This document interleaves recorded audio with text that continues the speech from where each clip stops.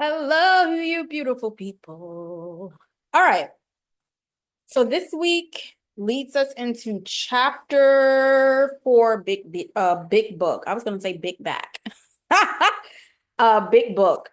We're covering skin reactions, disorders, and diseases of the skin. We are in week 9. We have about 9, 10. We have 4 more weeks until graduation. So, chapter 4, big book, not big back. All right. And this is actually one of my favorite chapters. I know I say that for a lot of chapters, but this is one of my favorite chapters. Now, this is one of the chapters that you do want to bookmark, and you want to make sure you are very thorough in a lot of the things that we are covering. Okay. This chapter here is pretty much your backbone when it comes to being able to do proper skin analysis and being able to understand what exactly you are seeing on a client's skin. Okay. Now, I'm going to start. I'm going to share my screen. And again, if you guys are having difficulty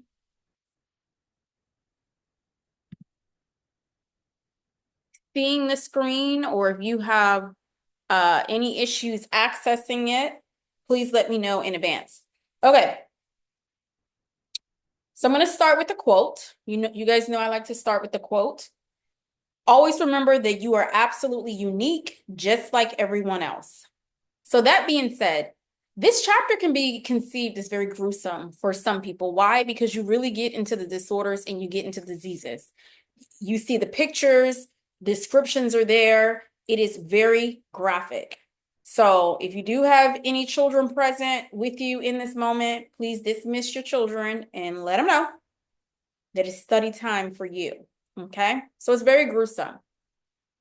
Now, as stated, just like everyone else, you are unique. No one is deemed imperfect just because they may have a disorder or disease of the skin. We are all human. Our blood is red, unless, of course, you have some sort of something going on where your blood is not red, alien, something that was in shot up in you.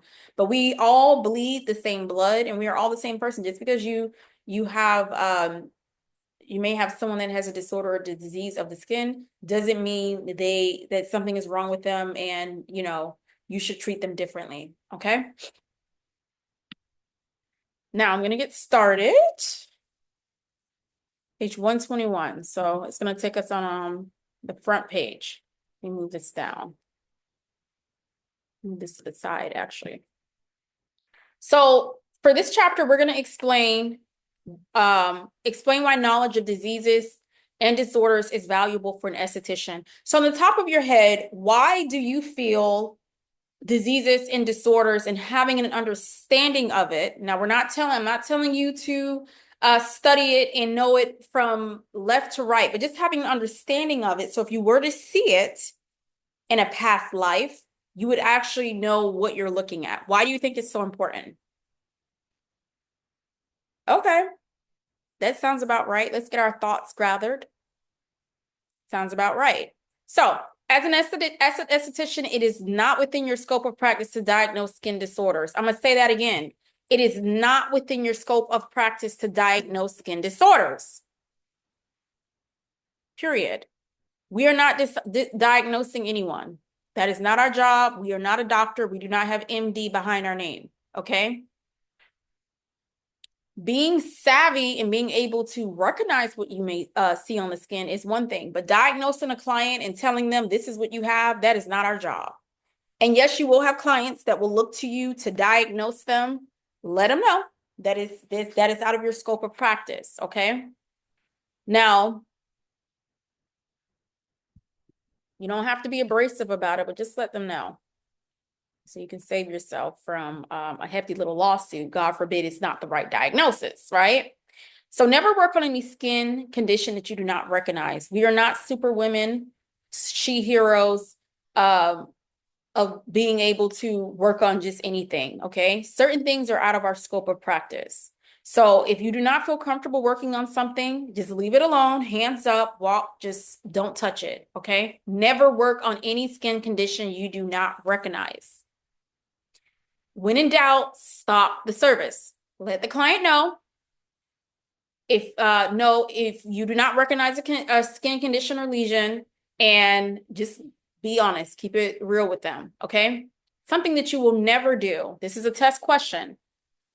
It's highlighted in purple, test question. Please do not post photos of the client's skin, run to Insta, run to Snap, run to TikTok, and ask people, hey, can you help me diagnose this client? This is what was on the client's skin.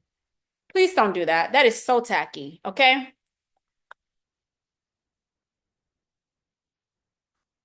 Hard no. We are not running to social media and having our followers diagnose our client and take pictures and videos of the client's skin.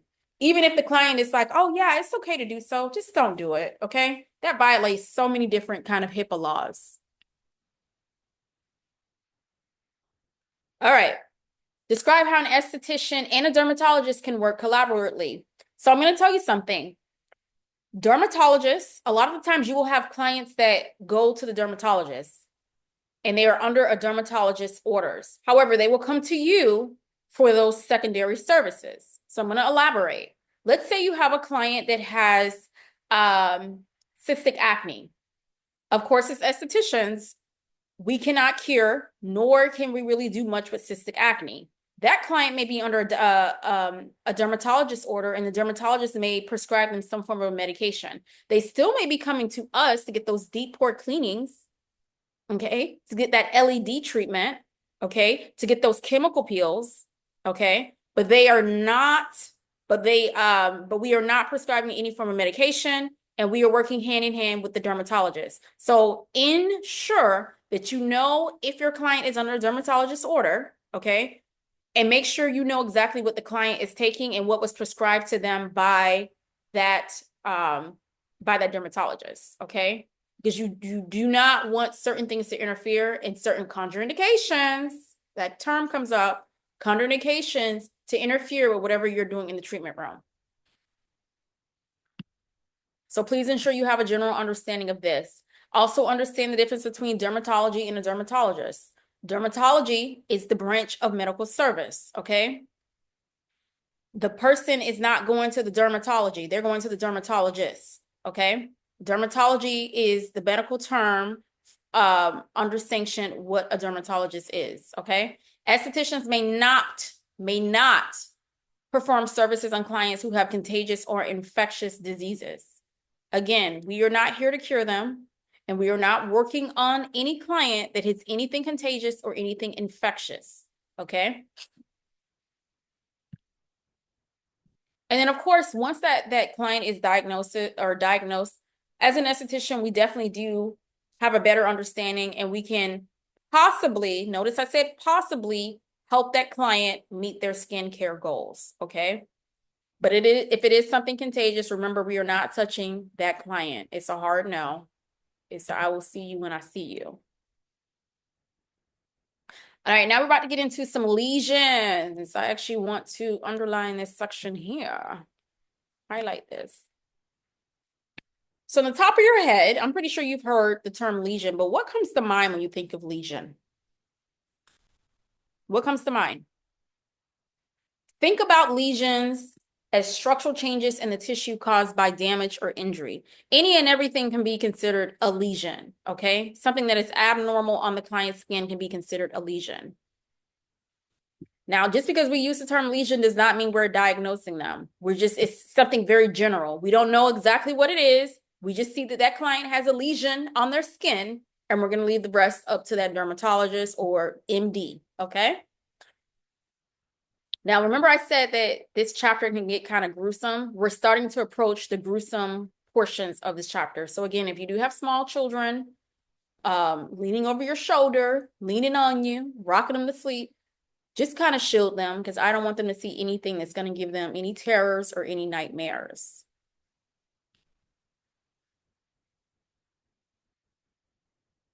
All right.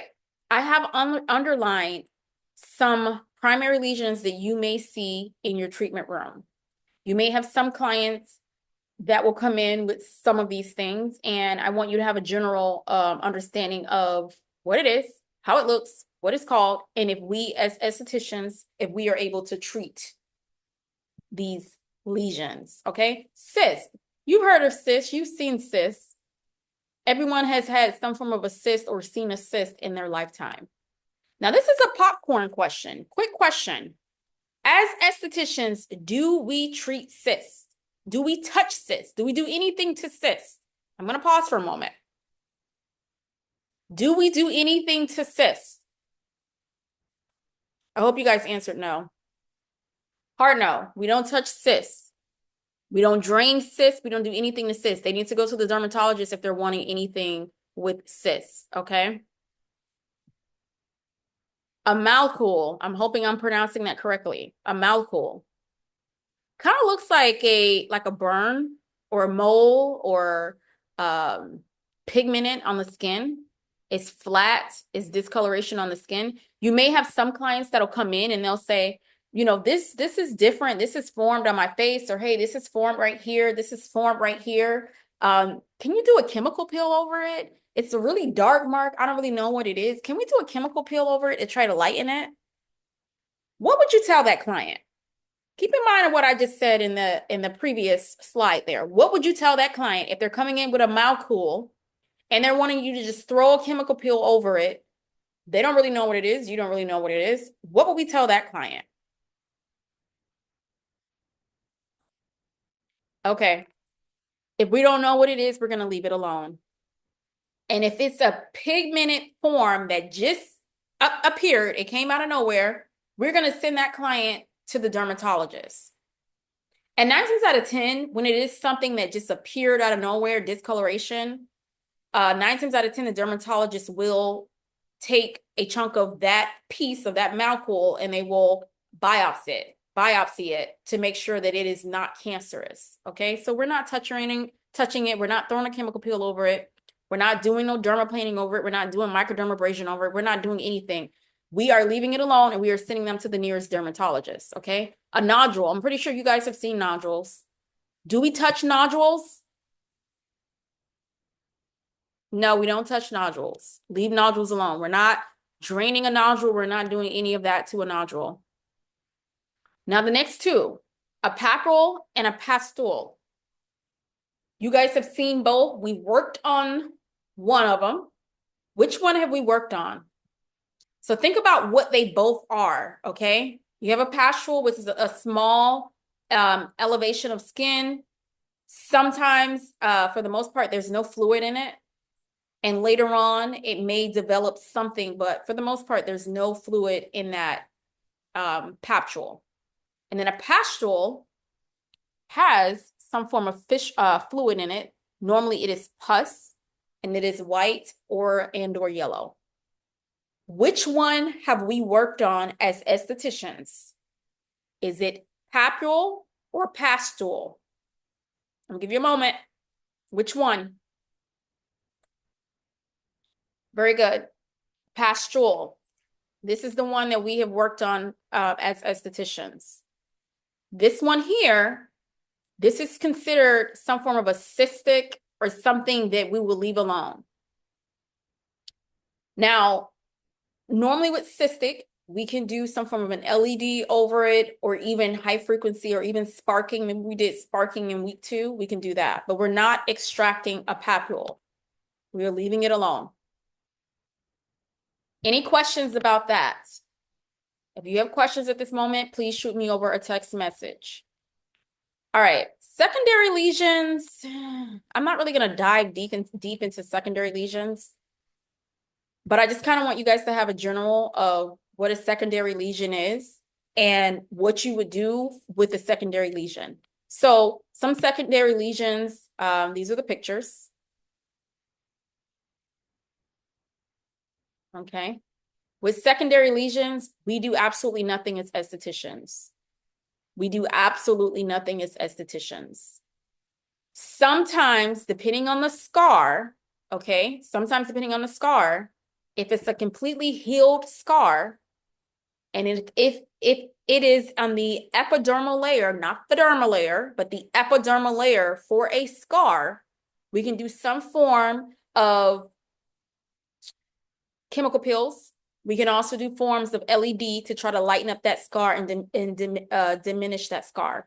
We can also offer product recommendations, vitamin E oil, to help diminish that scar, okay?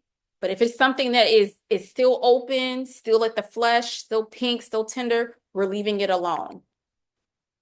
Keloids. Do you guys know what keloids are? We're not treating keloids. We're not touching keloids. They're going to the dermatologist. And for the most part, most keloids, they can get it extracted, like they can get it cut off, but keloids will come back, okay? If they're prone to keloids, I would never advise the client to get a keloid cut off or do anything to that keloid. Leave it alone. But that's between them and their dermatologist. But those are some common things that you're going to see. Keloids, and you're also going to see scars, okay? Now let's talk about skin cancer. Skin cancer risk increase with cumulative UV sun exposure, and it's found in 3 distinctive forms that vary in severity. I'm going to tell you something. This sun that is here, modern 2025 sun, it is very strong, it is very powerful, and it is not the sun that used to be back in the 60s, okay? Ensure you are wearing some form of SPF. In Florida, I always like to wear a hat. I don't go outside without my shades, and I don't go outside without some form of a hat to protect my rim here. And I don't go to the beach. I know people say, oh, you live in Florida, why don't you go to the beach? I don't like the beach and I don't like the sun. I try to stay away from the sun. Even when I run my errands, I try to run my errands early in the morning or in the evening when the sun is not blazing. I don't do too much of anything in the afternoon when that sun is at an all-time high. It's a hard no for me. Sun cancer is very common in clients that are 50 and up. Even if they're not prone to cancer, never had cancer a day in their life, no one in their family has had cancer, 50 and up, they are very prone to cancer, especially if they live here in South Florida or even in certain other places where the sun is just so radiant. But here in South Florida, that sun is blazing. Sometimes in the summertime, that heat can hit like in the pure hundreds for no reason. Now, let's talk about some things that you can say or that you will not say. Let me scroll up just a little bit. To clients when you do not feel comfortable working on a section or any form of their skin. Now, something that you're going to see very common, especially for those of you that are wanting to really dive deep into facials, you're going to have clients that are going to come to you and they're going to be pointing to this, pointing to that. Oh, can you do something here? Oh, this here. Because, you're going to ask them the common question. What are your skincare concerns? This here and this here, and I don't know what's going on here. Listen, when in doubt, and as stated, if you do not feel comfortable, don't touch it and don't work on that client. We are not here to diagnose. If the client don't know what's on their face, 9 out of 10, you don't know what's on their face, okay? Especially if it's something that just grew out of nowhere. If it is not some sort of a pustule or some sort of a nodule that we don't know, send that client to the dermatologist, okay? Now, let's say you were doing a skin analysis on one of your clients that you have been seeing for years and years, okay? Now, all of a sudden, they have formed this really disfigured lesion on their face or even their neck or even their décolleté. Yes, no, we do not diagnose clients, and no, that is out of our yes, that is out of our scope of practice. However, you know the client, you know their skin type. It's something that is very foreign. It's something that you've never seen. So it's okay to let the client know, I'm concerned about this area. I do recommend that you possibly see the dermatologist. This is something new. I've never seen it before. How does it feel? Does it hurt? Does it burn? Is it itchy? This is just something that is very new, even for you. You've never had this on your face before, on your chest before. Please see a dermatologist. It's okay to say that. Now, do you guys know the difference between benign and malignant? Excuse me. So if something is benign, it is not harmful. So let's say you sent that client to the dermatologist. The dermatologist, they did a biopsy. 9 times out of 10, if it's some form of a lesion or something on the skin that is different, they're going to perform a biopsy and it comes back benign. Amazing. Okay. If it's malignant, it's a possibility. Oh, I'm not going to say it's a possibility, but it is cancerous. At that time, at that point, that dermatologist will possibly, I'm not going to say possibly because they will refer that client to some sort of an oncologist or something to treat them. I'm using possibly and maybe because I'm trying to sound optimistic at the same time, but that's pretty much what it is. The client has cancer. They're going to have to go get treatment for cancer. Very sad. Or even, excuse me, the piece cut out and the oncologist can decide the next step, but they have cancer. All right. So now we are going to shimmy on over to 128, page 128.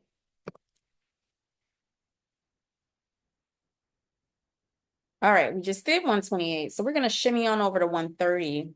So remember what I said about, especially here in Florida, how that sun is so bright and it's very common to have some form of a skin cancer, especially when you're over a certain age. Okay. Now we're about to get into types of skin cancer. Now, again, we don't diagnose, but if you see something that is just a little abnormal, or even if the client is like, this is new, I don't know what this is, send them to the dermatologist. Send them to the dermatologist. Now, some things that you may see, a mole. A mole is very normal. Sometimes even a beauty mark. Do you guys know what a beauty mark is? I wish that you guys could see. Actually, my beauty mark is fading a little. I have always had a beauty mark here on my pinky finger, and the older I get, it's now starting to fade. I'm a little sad about that. But I have a beauty mark on my finger. I also have a beauty mark on my toe. It's been there since I was a baby. Well, I want to say a baby, I don't remember, but I know since I was a young girl, I've always had a little beauty mark there. And then moles. Are you guys able to identify moles on the client's skin? Are we shaking yes? Okay, good. I hope we're shaking yes. Moles are something that you need to work around. We're not cutting a client's mole off. We're not sending the client to the dermatologist for a mole. Normally, if that client has a mole on their face, they've had a mole on their face for a while, okay? Be able to identify it and know that it's not harmful. Now, some of these we're not going to go over. So remember I talked about oncology and how that client is going to be sent to the oncology. Something else that you can do in your aesthetics career or just looking to it, oncology aesthetics. It is something that is really rising. Now, if you guys ever work on any clients that are undergoing or that have already undergone any form of chemo, please ensure you are treating that client or the products that you're using on that client as if you would be treating someone with sensitive skin. Okay, so we're not doing the salicylic acid, the glycolic, lactic. We're not doing any of that. We're doing lots of hydration, maybe a hydrogelly mask, maybe even a hydrofacial. We're not doing microdermabrasion. We're doing hydrating. Okay, we're treating that client with any form of history that's undergone chemo. And I would say undergone chemo within like the last 5 years. I'm not going to say the client that had chemo 10, 20 years ago. I mean, like recent in a window. We're treating that skin type with a client with very sensitive skin. Why? Because that client's skin may be extremely sensitized. Okay. And depending on how many rounds of chemo that client had, that client's skin may be very sensitized. So please keep that in mind. No questions? Moving on up. All right. We're not going to go over the ABCs of myeloma, but as you guys can see, it can get a little spicy. You guys see that? Okay. When in doubt, send them to the dermatologist. Now, we're going to dive into acne. This is actually one of my favorite chapters. I told you guys, and this is my favorite section. As noted, if you guys are wanting to specialize in corrective skin, if you are wanting to specialize in corrective skin, I suggest you bookmark this chapter. In particular, bookmark what we are about to undergo. Page 131, describe the types of acne. So we're about to get into the nitty-gritty of acne. We've been covering acne since week 2. Now we're going to get into the nitty-gritty. Majority of what you are going to see is very repetitive to things that you've already seen. I'm not going to deep dive into some of it because you've already seen it, been there, done that. Describe the types of acne. Now, acne is a vocab term. It is also a test question. I want you guys to know what acne is.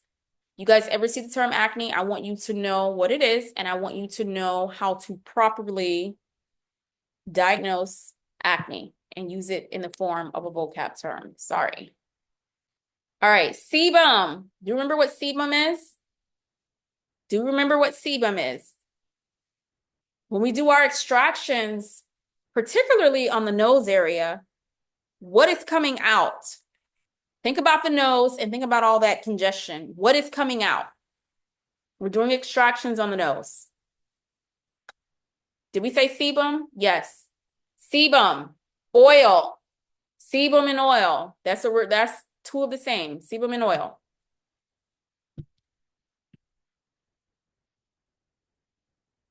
All right. Sebaceous filaments. Before we jump into sebaceous filaments, causes of clogged follicles. Acne is something your clients may have to deal with throughout their lives in various stages. So yes, remember we spoke about the different stages of acne. You first start experiencing acne as a preteen. Then you start experiencing acne once you get your menstrual cycle, if you have any form of hormonal balance. But when do you see acne again? When do we see acne again? We talked about this in week 4. Menopause. Premenopausal clients. Some premenopausal clients will experience acne at that 3rd stage of transitioning, okay? Premenal, or even some clients that are actively in menopause, is as if they're a teenager all over again, okay? So you really need to understand acne. Let's talk about sebaceous filaments. Do you guys remember what sebaceous filaments are and how to treat and how to verify what a sebaceous filament is? So most people will think a sebaceous filament. Remember, we're going back to week 1. We were talking about sebaceous filaments and the difference between a sebaceous filament and a blackhead. A sebaceous filament, especially on the nose area, especially here, can be perceived as a blackhead, especially if it's clogged with hair. But we know now the difference between a sebaceous filament and a blackhead. This is a test question. Please ensure you have a general and a thorough understanding of what a sebaceous filament is. It's a clogged follicle, okay?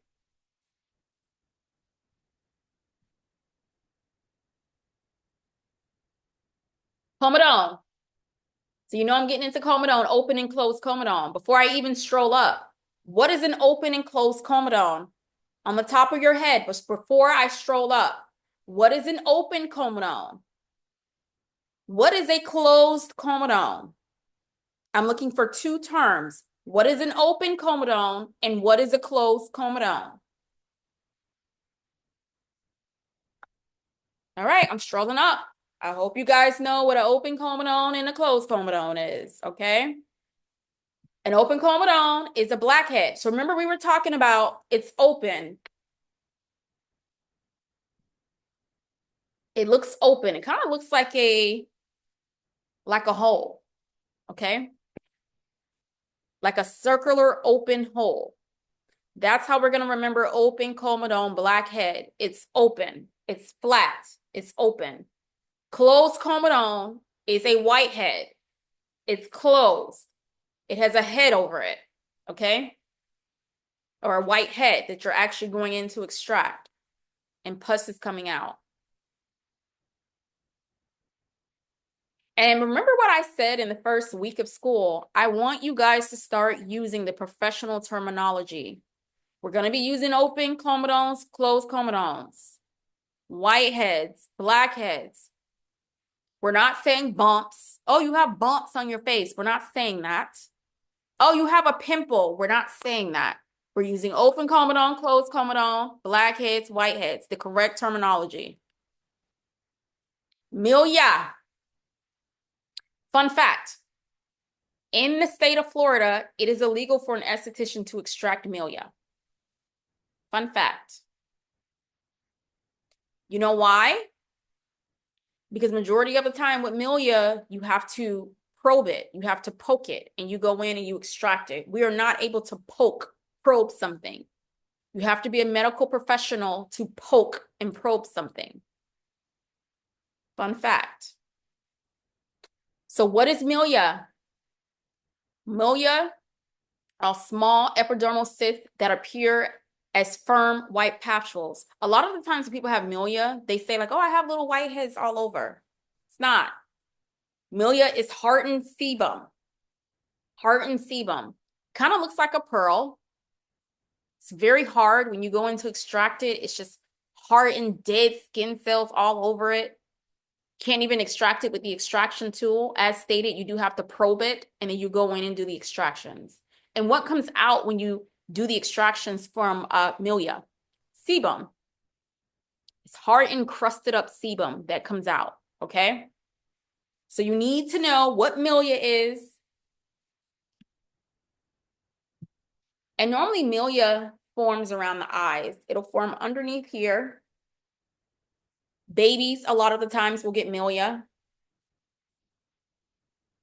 And the best way to avoid milia is ensuring that you exfoliate and you moisturize.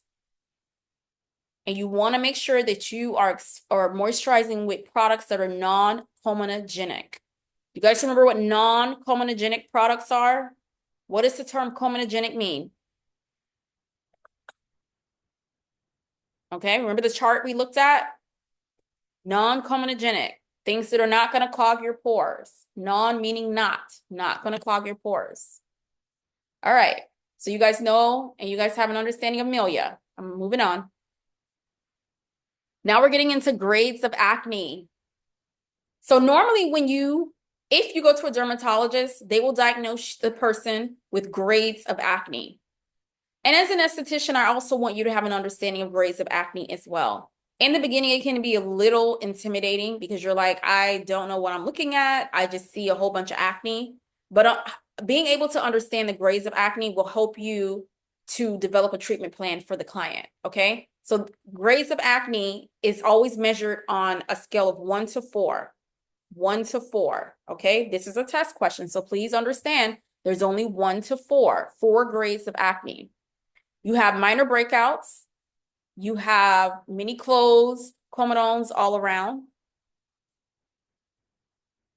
And then we start to get to these are grades 1 and 2 are what estheticians are primarily working on, grades 1 and 2 of acne. When we start getting into grades 3 and 4,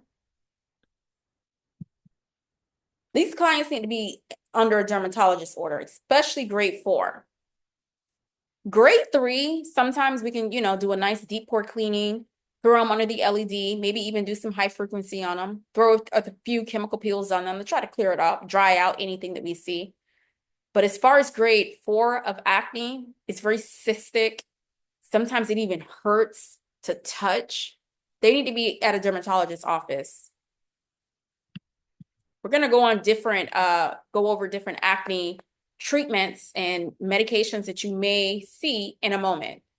Think about grade level number 4, okay? Because it's going to come up again. Now let's talk about acne triggers. There's many different things that can trigger acne. A lot of the times as an esthetician, we don't know what is triggering the client's acne. Like we can play magicians and we can say, well, maybe this is triggering your acne. Maybe that is triggering your acne. There's so many different things that can trigger a client's acne. Ultimately, you do need to have a conversation with your client and you need to get a sense of their lifestyle, where they work, what they do for fun, if they're dating. Keep that in mind when I talk about acne triggers. Their upbringing. Did mom and dad, anyone else in the family have acne? So genetics can play a role in acne. If your mom or your dad had severe acne, You may have acne, your children may have acne. Sometimes it even skips a generation and it goes to your children. So understanding the genetics is very important. Hormones, we talk about hormones all the time.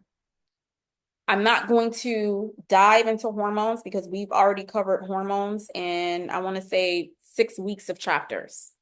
But hormones plays a substantial factor in acne. Okay, remember where acne is when it's hormonal. Where is acne located majority of the time when it's hormonal? I'm going to give you a moment.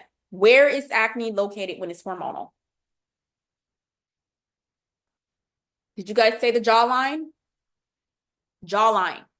We're able to identify hormonal acne because a lot of the times the acne is here. Okay. Environment. So this is another reason why it's so important. You know, fun fact, well, this is actually not even a fun fact. It's an interesting fact. A lot of the people who move from the West Coast to the North, or from the West Coast to the East Coast, excuse me, they always say that they had very clear skin living in the West Coast. And then when they moved to the East Coast, their skin broke out. Horrible. Especially clients that move to South Florida. Do you know how polluted South Florida is? Think of 95 when you're going up and down 95. They're constantly doing some form of construction and it's so congested. Lifestyle. This here, let me highlight it, underline this. Stress. Stress can stimulate the glands to have you produce more hormones, and it can have you break out. Remember I said even understanding a client's dating life? Are you married? Are you on dating apps? Let me tell you something. Dating apps can really stress you out to the point where you're broken out left to right. It's like sometimes you're going to date, you're like, I got one more date left in me at this point. I know I need to get out and date, but I got one more good date left in me until I'm done. So lifestyle can definitely affect a person. And then, of course, cosmetics. I don't know what they're putting in these products, but these products are terrible. They're terrible. A lot of the products, foundations, powders, they have very comedogenic products. That full coverage that you guys are very much invested in, a lot of those full coverage, they're full of comedogenic and they break you out. They do have clean products. If you go to Sephora, they have a clean section. Their products are clean. Now, let me tell you, with clean products, meaning they don't put all those paraffins and all that gunk in it, you're not going to get that full coverage. You're going to get just enough, but you're not going to get full coverage. And then, of course, diet. When you have someone that is undergoing a lot with hormones and acne, tell them to please make every attempt to cut out dairy, gluten, and sugar. Dairy, gluten, and sugar. I'm going to say it one more time. Dairy, gluten, and sugar. Now, you'll have that client. They're going to be fighting against the grain. Oh, but I love my coffee with my 2 creamers and I need the 4 sugars. Okay, just tell them do it for a week. Okay, once you do it for a week, do it for 2 weeks. Dairy, sugar, and gluten. And then eating all that bread. You don't need to eat all that bread. Every time you go to the restaurant, they put bread on the table. Just leave it alone. It's not good for the acne. All right, now we're about to get into medication. Remember I said for certain skin type or acne types, especially grade 3 and grade 4, sometimes they just need to be on some form of a medication because there's not much you can do. Especially grade 4, when it's almost painful to even touch. So regular skin sessions, of course, with exfoliation, high frequency, chemical peels, LED, it can help, but sometimes it's not enough. Sometimes that client does need to be on antibiotics or they need to be on some form of a topical medication. Now, remember what I said when I first started with this chapter. We are not interfering with the dermatologist's orders. If they're under an MD care, we are working with the MD, but we are not interfering. I digress. A lot of the medications that are for acne, that are targeted for acne, they also have severe drying components. Dryness, itchy, flaky. Yes, that client can still come in under the dermatologist's order, but of course, we're not putting a chemical peel over those clients that have dry, itchy, flaky skin. However, we're going to do some hydration, maybe even some LED. So we can work with the dermatologist. We just need to be mindful of whatever they are using. And I always like to tell them to please stop using whatever they're using at least 72 hours before the appointment, just to be on the safe side. Now, antibiotics can be used both orally and topically. Sometimes, I'm telling you right now, those clients need to be on some form of antibiotic when their acne is that severe. Now, with any form of medication, there's always side effects. I do challenge you guys to look over table 4-5, okay? Page 138, or actually 137 in the text. Page 137, table 4-5. Just look it over, have an understanding of what the drug is, what the actions are, and what the potential side effects. Now I'm about to go over what you are typically going to see and what you're typically going to hear when clients are saying, oh yeah, I'll take this. Oh yeah, I'll take that. Differin gel. So back in the day, I want to say back in the day, I'm not going to tell my age, but back in the day, about 15 years ago, you needed a prescription to get Differin gel. It is considered a retinoid, or retinol, excuse me. You needed some form of a prescription from the dermatologist. Not anymore. You can go to Walgreens, CVS, Walmart, and you can get your Differin gel. I'm not going to go over every single thing you're going to see. I do want you guys to open up that text, and I want you guys to see and have a general understanding of table 4-5. Okay, you're not going to get tested on this table, but we're going to talk more about different things, especially tretinoid. We're going to talk about that more. Now, remember what I said in last week's chapter? You can't cure acne. There's no cure for acne.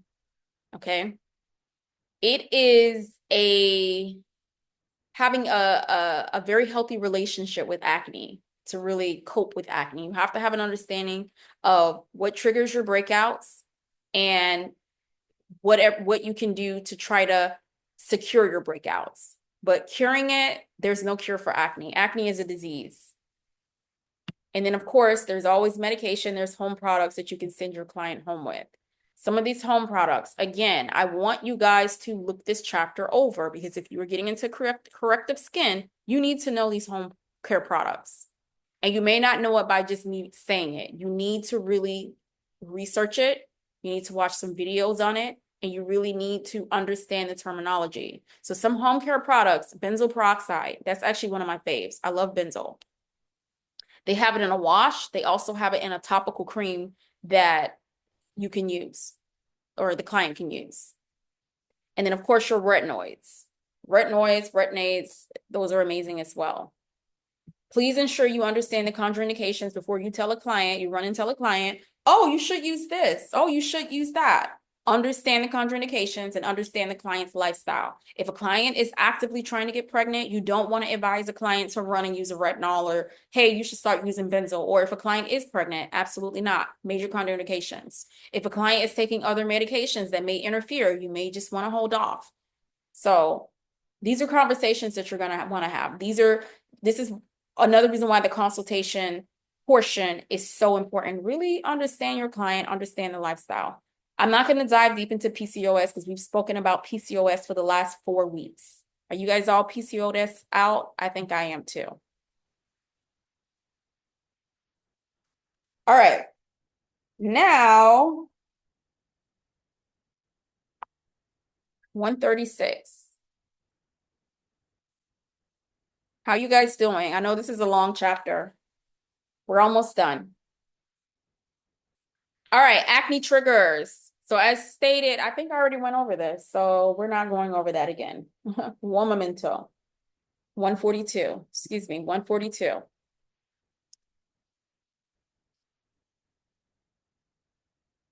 All right, some of these things we're not going to go over. We're not going to go over varicose veins. This is what varicose veins looks like. We're not going to go over it. We can't treat it.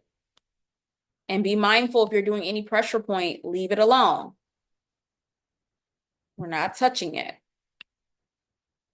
We can't cure it. We can't do a suction to suck out varicose veins. We can't do that. Now let's talk about pigmentations. Who remembers the difference between hyperpigmentation and hypopigmentation? Hyperpigmentation and hypopigmentation. I'm going to wait for a moment. Don't read the screen. I want you guys to know this. All right. Hyperpigmentation, overproduction of pigment. Hypo, lack of pigment. One is over, one is lack, okay? Hyper, think about someone who is hyper, very running around. They're doing too much. Overproduction, they running around, overproduced on energy. Kids, you give them junk food, they're so hyper, jumping around. Hyperpigmentation, overproduction of pigment. Hypo, lack, okay? Please remember that. Now we're going to dive deep into some hypopigmentation. We're going to go over some breakdowns. Let's talk about melasma quick fast.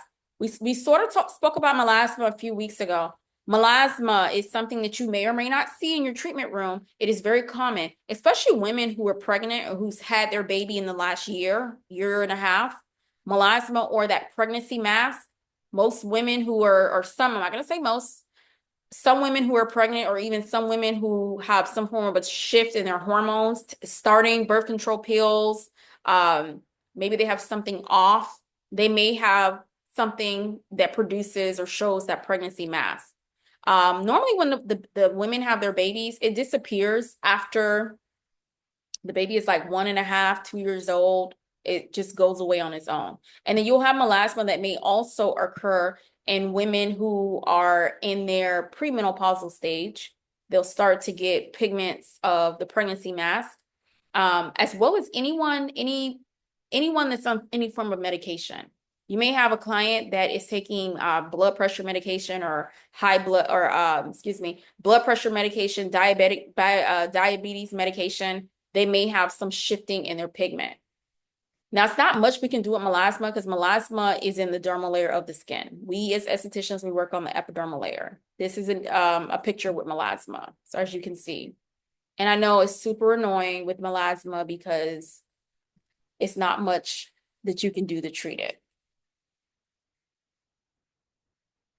And then, of course, as stated, addressing melasma can be very challenging for an esthetician. Why is it so challenging?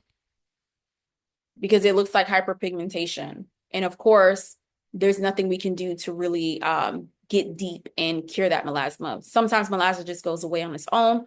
Some dermatologists will have some forms of laser that they can do on that client, but it's just one of those things. Post-inflammatory hyperpigmentation. If you're doing extractions and you're going a little too hard in the paint, you as an esthetician may cause those post-hyperpigment or inflammatory hyperpigmentation. If a person is prone to bruising or prone to hyperpig, let's say it takes a little longer for something to heal on a client, they may be prone to that post-inflammatory hyperpigmentation. And majority of the time, that post-inflammatory hyperpig is on the epidermal, so it is something that we can help that client with, unless they have really deep embedded hyperpigmentation. Most post-inflammatory is on the surface of the skin, and we are able to help them. All right, we're going to shimmy on over, and we're going to talk about dermatitis. You guys remember what dermatitis is? So dermatitis is something that's very common. Adults have dermatitis, teenagers have dermatitis, babies have dermatitis. Majority of the time, if you have a person that has forms of dermatitis, it's something they've had their entire life. Or you can even have dermatitis that's just triggered up out of the blue one day and it just happens. As estheticians, we are not able to cure dermatitis. We are able to tell them to go to the dermatologist. And of course, if you ever have someone with dermatitis, be very mindful. If you're working with products that have a lot of fragrance, you may trigger that person's dermatitis, contact dermatitis. So even when you go in to pick your products, you need to be picking products that are fragrance-free or they have natural essential oils, no fragrance. So majority of the time, people with contact dermatitis, it comes and goes. You'll have flare-ups. So you may be fine on Monday. Friday, you have a slight flare-up with the contact dermatitis. So be very mindful. when they are filling out that contact, or not the contact, when they're filling out the client consent form, there is a section that if you have the proper consent form, there is a section that should have some form of contact dermatitis if they have it, if they don't, etc. Allergic contact dermatitis is caused by exposure to a direct skin contact with an allergen. So also please be mindful and make sure you are not putting products on that client that they are allergic to, even if it's just a pinch of a product. Contact dermatitis and red, itchy skin can be caused by an allergic reaction or contact with an irritant, such as these common allergens. Notice makeup is on here. Makeup is on here, skincare products is on here, detergents, dyes, jewelry, red dyes and products, nickel in jewelry. Heavy on the skincare products. Please make sure you are carrying a skincare brand that is clean. And when I say clean, they don't use all those paraffins and they don't use all those fragrances. A lot of what you see on the shelf, a lot of celebrity line skincare products, they're full of paraffins, they're full of fragrance. You don't want to use that as a professional product in your treatment room. You want to stick with the company that is clean. You guys have questions about clean companies, we will talk about it in class. Have you guys seen atopic dermatitis? Atopic dermatitis can be a little confusing because it just looks like dead skin. You primarily will see it on the forehead and then even around the eyes. So if someone is coming in with like excessive dead skin cells here and like skin here, and it looks like their skin is just like flaky, a lot of the times that is like a flare up from atopic dermatitis, okay? They don't know, you may not even know either, but please be mindful and understand what the picture looks like. And if it looks like a frog, jumps like a frog, it's a frog. Eczema. I know you guys have heard the term eczema. Many babies get eczema. Eczema is very painful. It can be very itchy. You want to be very mindful with eczema. You don't want it to do too much of anything. You don't want to have steam. You want to treat eczema as you are treating rosacea clients. Be very mindful with eczema. Any questions, you guys? Any questions?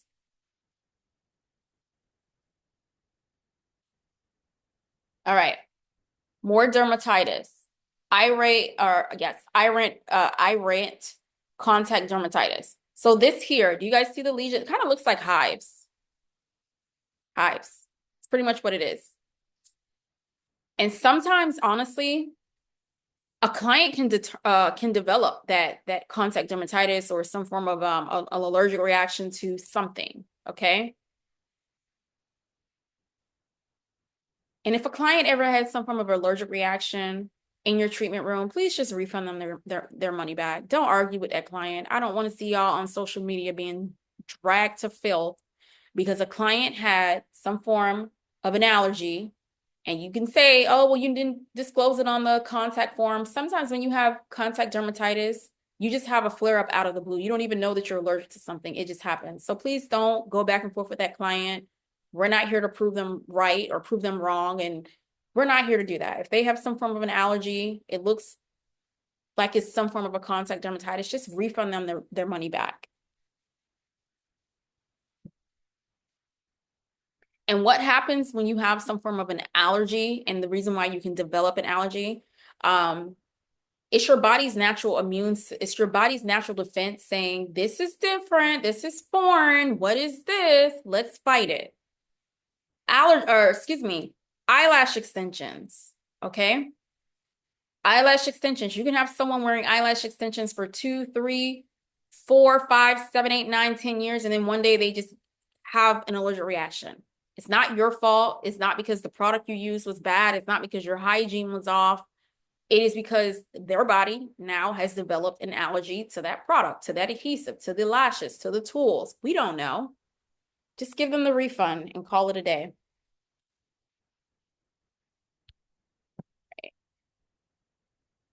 Any questions? Some of the stuff we're not going to dive into. But again, please look this chapter up in your time. because I want you guys to cover. All right. Keratosis pilaris, or chicken skin. Pretty sure you guys have seen it. If you guys are getting into waxing, you guys have seen it. You've seen it on the legs.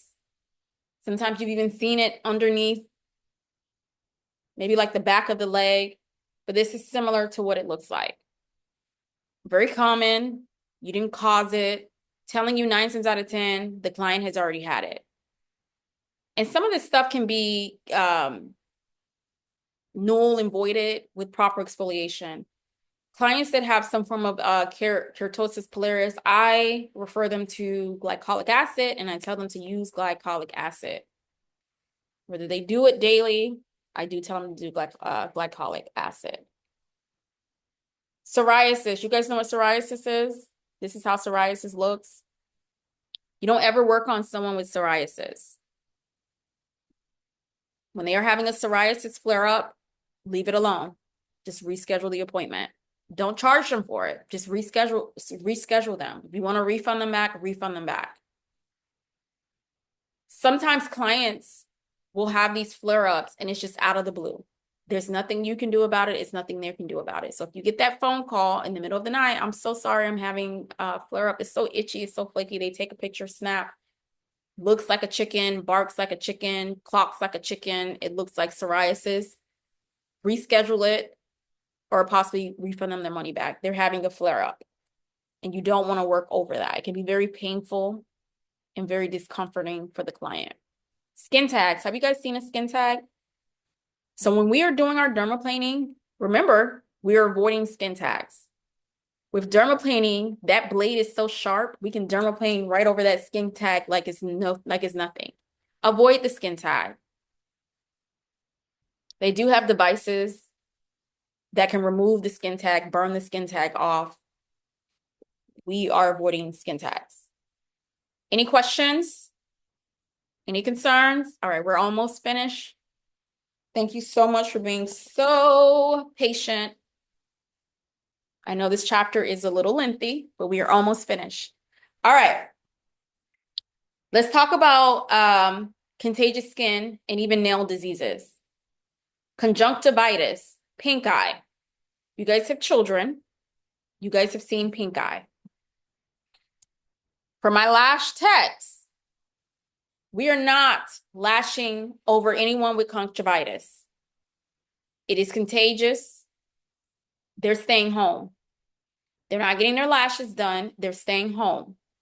We're not doing facials on anyone with conjunctivitis. Stay home. It is highly contagious. They need to be at eye doctor. Herpes simplex 1, herpes simplex 2. We are not doing services over anyone with herpes. Same with chicken pox or any form of herpes zoster or shingles. If you don't know what it is and the client doesn't know what it is, they snap a picture and they're like, hey, we don't diagnose. Reschedule that appointment until it clears up, or just refund them their money back and advise them to the nearest dermatologist, the nearest. Impetigo. We know what impetigo is. A lot of children, they have impetigo. When they play in the sand and all the dirt and they put their hands in their mouth, touch their eyes, and impetigo is highly contagious. Highly contagious.